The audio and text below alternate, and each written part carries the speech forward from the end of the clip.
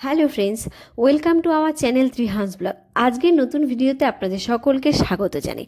আজকে শেয়ার করব বাচ্চাদের জন্য খুবই সুস্বাদু একটা খাবারের রেসিপি। আর ভিডিওটিতে প্লিজ একটা লাইক করে দেবেন, আর চ্যানেলে নতুন হয়ে থাকলে সাবস্ক্রাইব করে পাশে থাকবেন। আর ভিডিওটি পুরো দেখবেন, তাহলে কিন্তু নতুন মায়েদের অনেকটাই সুবিধা হবে। তো চলে এলাম মূল রেসিপিতে। প্রথমে গ্যাসে একটা প্যান বসিয়ে নিলাম, আর গ্যাসের ফ্লেমটাকে লোতে রেখে এখানে দিয়ে দিলাম বাচ্চার চাহিদা মতো ওটস। এবার ওটসগুলো দিয়ে আমি কিন্তু হালকা একটু নেড়েচেড়ে নেব, আর ততক্ষণ পর্যন্ত নেড়েচেড়ে নেব যতক্ষণ না ওটসগুলো একটু ক্রিস্পি হয়। আর 6 মাস বয়স থেকে কিন্তু বাচ্চাদের ওটস খাওয়াতে পারেন। ওটসে কিন্তু অ্যালার্জির কোনো ভয় থাকে না, আর বাচ্চাদের ক্ষেত্রে কিন্তু রোল ওটসটা খুবই উপকারী।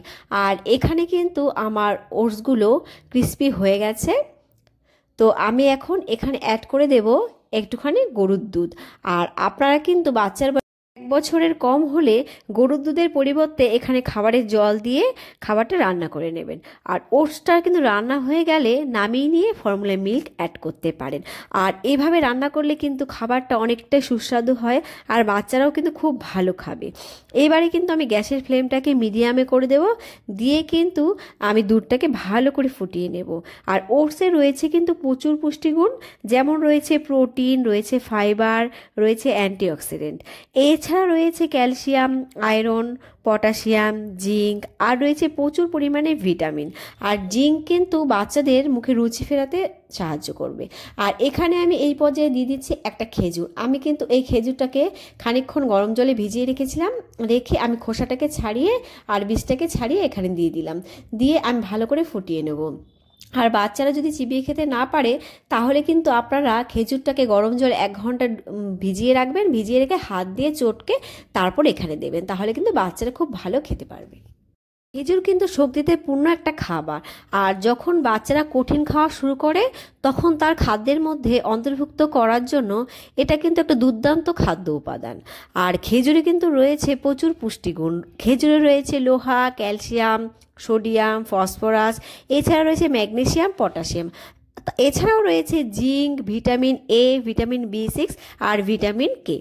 আর খেজুর খেলে কিন্তু বাচ্চাদের হাড় মজবুত হবে, মস্তিষ্কের উন্নতি হবে, আর বদহজম প্রতিরোধ করতেও কিন্তু খেজুর খুব ভালো সাহায্য করে। তো ফিরে এলাম আমি খানিকক্ষণ বাদে। এইবারে আমি এখানে দিয়ে দিচ্ছি বাদাম গুঁড়ো। এখানে কিন্তু আমন্ড আর আখরোট বাদাম গুঁড়ো আমি ব্যবহার করেছি। এই বাদামগুলো কিন্তু আমি ড্রাই রোস্ট করে গুঁড়ো করে রেখেছি, আর সেই গুঁড়োটাই আমি ব্যবহার করলাম। তো আমি বাদাম গুঁড়োটা ভালো করে মিশিয়ে নিচ্ছি। মিশিয়ে নিয়ে আমি আরও খানিকক্ষণের জন্য কিন্তু এই ওটসটাকে ফুটিয়ে নেব।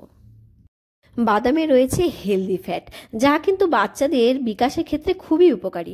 এছাড়া রয়েছে fibre, protein, calcium, iron, magnesium, রয়েছে ফসফরাস। আর বাদাম কিন্তু বাচ্চাদের স্মৃতিশক্তি উন্নত করে, আর হাড় মজবুত করতেও সাহায্য করে। আর বাচ্চাকে কিন্তু মেধাবী করে তুলতেও বাদাম সাহায্য করে। তবে বাদাম কিন্তু কখনোই মাত্রাতিরিক্ত খাওয়ানো উচিত নয়, তাহলে কিন্তু উপকারের পরিবর্তে অপকারটাই হবে। আর বাচ্চারা যদি অনেকদিন ধরে কোষ্ঠকাঠিন্যে ভুগে থাকে, সেক্ষেত্রেও কিন্তু আপনারা বাদামটা বাচ্চাকে খাওয়াবেন না।